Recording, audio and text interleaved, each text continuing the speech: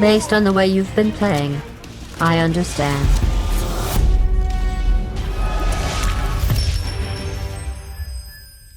Hello, fellow Araxians. Commander Cyrious here. Today I'm going to be going over the recently released weapon, the NS Tranquility. That will be my primary, and my secondary you'll see me use relatively often is the NS 357IA, the Derringer.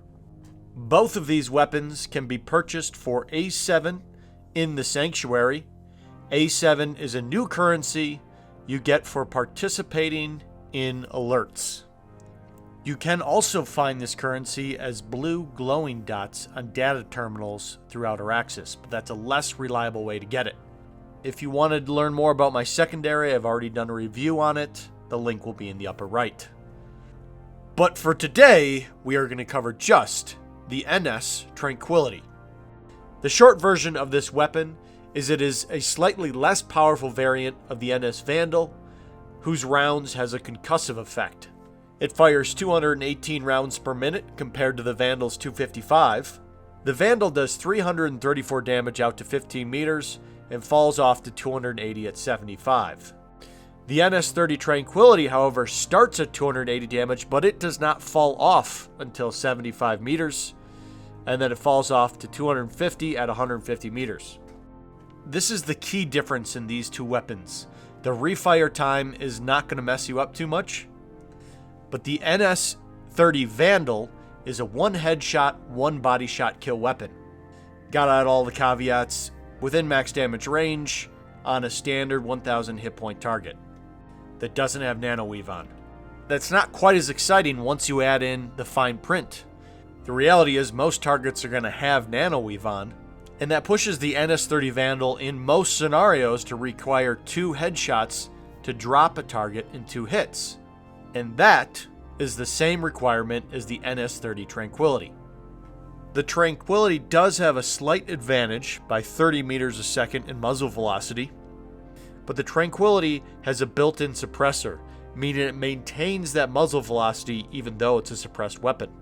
The Vandal, on the other hand, if you were to suppress it, would be reduced below its stated 520 meters a second muzzle velocity. The reload speed is the same and all of the accuracies are the same. The one final difference is there is 5 less rounds in an NS Tranquility's magazine. Now, at the time of making this, all classes that can use a battle rifle by default can use this weapon. I can't confirm if that's intended. That is one massive perk that you could put this weapon on your engineer or your heavy, compared to the NS-30 Vandal, which is only useful for your infiltrator. Okay, now let's dive into our attachments. It does have the very traditional 1x for CQC loadouts. It has a very unique scope that is the Thermal Vision 6x scope. Most thermal vision is limited to very close range.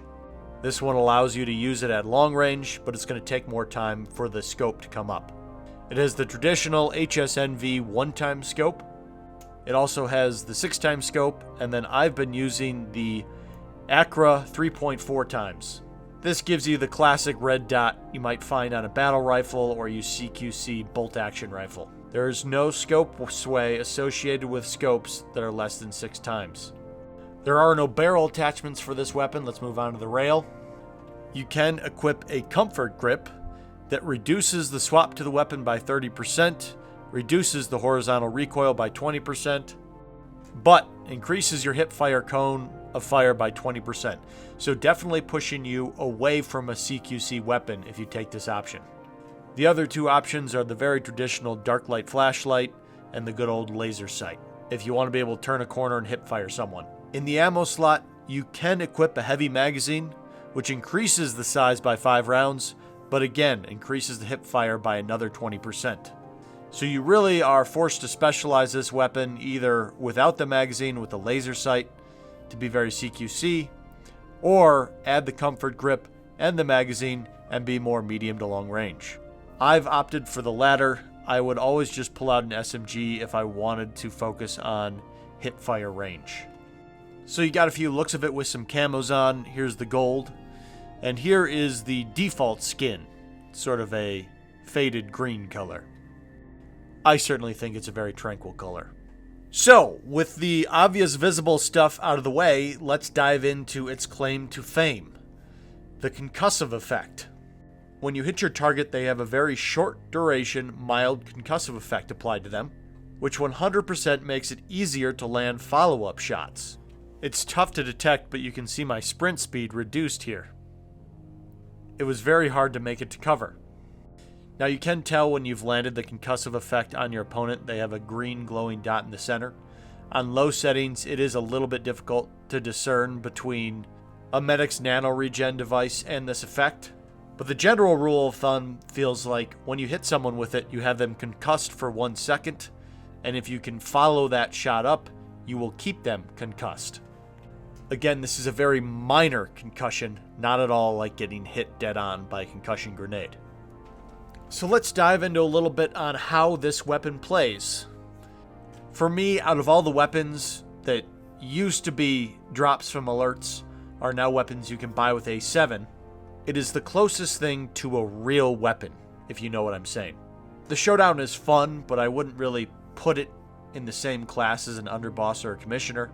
Same goes for the Derringer. Its functional range is about 5 meters, and then you'd rather have, again, an underboss or a commissioner. And then the short bow, which is the archer variant, is, again, by its nature, a very niche weapon.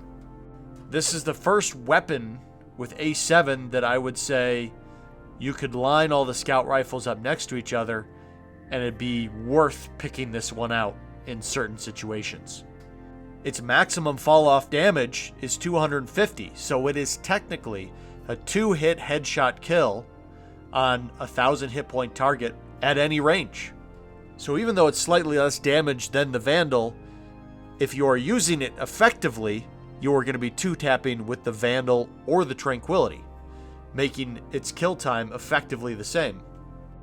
Yes, it's not quite as spammable as the Vandal. The Vandal's rocking 255 rounds per minute, but I would say the refire cadence feels very good. It doesn't feel like I'm waiting to fire off that second shot. If you get bogged down with body shots, you are going to feel like you're tickling them more than doing real serious damage, but that is the nature of most weapons. For implants with this weapon, I would stick to your general scout rifle loadout. For me, that usually is comprised of Assimilate along with Cat-like, Athlete, Infravision, or sometimes Sensor Shield, depending on what I'm doing. For Cloak, I've messed around with both Nano Armor and Hunter Cloak. I find myself normally at long enough ranges that I don't regret not having Nano Cloak and prefer the additional uptime from Hunter Cloak. That decision I think you can make along with the scope you use. If you're running the 1x, you're probably going to be engaging at ranges where you want the survivability of Nano Armor. If you're running a 3.4 or longer, Hunter Cloak will do just fine. My initial reaction that we were getting a 2-hit headshot kill at any range with a concussive effect while suppressed was that the weapon would be overpowered. That's how I approached it and why I was excited to try this one out right away. I didn't quite understand its downsides, and having played it a bit, I do see where a Vandal still has plenty of advantages. More spammable, better damage model, can set it up for CQC and medium range. So this isn't going to go out there and convert all the Vandal lovers in the world. But it's definitely a weapon that's fun enough to keep in the arsenal. Maybe has some uses in squad play, especially if they keep it accessible to engineers and heavies. It calls itself a scout rifle, but again, the battle rifle users can use it right now. And I think anyone could generally have fun with it for at least 1,160 kills. What I've really enjoyed about it is how smoothly it transitions from a kill like that at 15 meters to all of a sudden reaching out to at least 100 meters and feeling like even while suppressed, there's no drop on the weapon. I've found myself racking up some massive kill streaks in some of the huge fights without really noticing it. That's the beauty of being able to stay at range and staying suppressed, so you're just generally not on people's mini-map or in their field of view.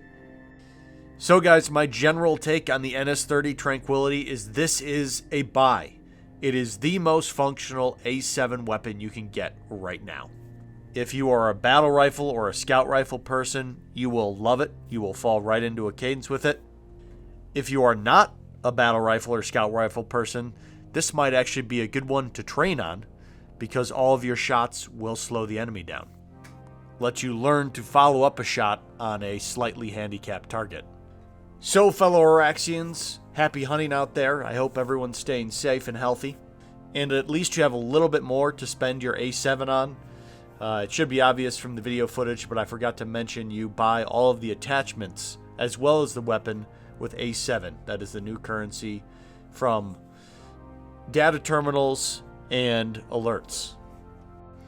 I'll be getting a video out on currency and all sorts of the new little stuff that's been trickling out very soon. Guys, I'm still buzzing from all the fun of Outfit Wars, and I still have lots of footage and lots of discussion I want to do on that I'm hoping to get to very soon. But I wanted to give a big shout out to everyone you see coming across the screen here. It's thanks to them that my stream wasn't crashing, wasn't a fuzzy disaster, and wasn't losing frames all the time. If you go back and watch some of my first trial streams, you will see a massive, massive difference compared to my cast stream, because of some desperately needed hardware upgrades in my streaming PC that was delivered by these folks. I've got a lot of exciting streams planned on the horizon. For the rest of this video, I'm going to be leaving you with funnies and misadventures with the Tranquility. And I'm going to leave you a little bit of raw footage that just kind of lets you see how I leverage the cloak I'm using, the implants I'm using, and the secondary I'm using. And hopefully you can incorporate some of that into your gameplay with the Tranquility or any other scout rifle for that matter. And you'll get a little bonus squad leader training from Merc Outfit Lead Warbird TD. Check the description for a link if you want to see more of that sort of thing live on his Twitch channel. That's going to be all for now, fellow Araxians. Until next time, I will see you Planetside. Different squads with different places. So, for instance, in a tech plant, right? It's probably Alpha nothing to squad is worry left about. stairs, Bravo squad is right stairs, Charlie squad is upper balcony, and Delta squad is floor. So what that means is each of those squad leaders has their individual, how do I say it? Their individual mission, I guess. And then, I'm going to be zone of sick. control, absolutely, yeah. So Double, that's triple homicide, that's what unstoppable. you're trying to do, and then you can further isolate it down because the platoon leader does not have the time to say, okay, Alpha clubs, I want you guys at such spot. You know, they can't go through the entire platoon. There's way too much. I'm going to be sick. The place where this gets a little bit iffy is light assaults are always free spirits. They go places, I'm going to be sick. and you just go, Double okay, kill. cool. And they go do things. Light assaults go do things. Engineers stay in the back. They support things, and they're essentially a stagnant class. They're a static criminal. class. Medics will kind of go where they're needed. There will be certain times where I'm maybe going a to medic be is doing sick. something wrong, maybe. But this is the thing. If you try to get too micromanagey and say, okay, we're in this position, nobody move, that's a problem. That means the effectiveness of your squad is screwed. So there's things where you need to know what the strengths of your individual medics are and your heavies. You need to know what the likelihood of those the likelihood You of might failure. want to look into that. When you see something happening, it's all about your response time to it.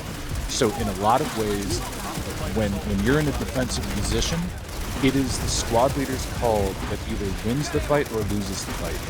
So, for instance, if you make the wrong call about where a breach is coming from, or you don't make the call in the right amount of time, or you don't make it clearly or loudly enough, it can fuck up the squad.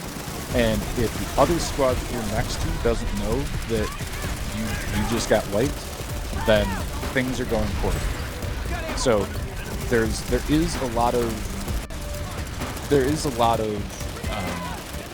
responsibility as far as the squad leader goes, but if you lose, hey, it's not the end of the world. It's not the end of the world because it's a game, right? So if you can be honest with yourself about, okay, this is why things lost, this is what I did wrong, this is what I could do in the future, that's the most important thing about getting better as a squad leader in the future. Godlike. So this goes into if people, like, if you know that a pairing should have won a fight, right? Comms discipline. So sometimes it's really easy to go into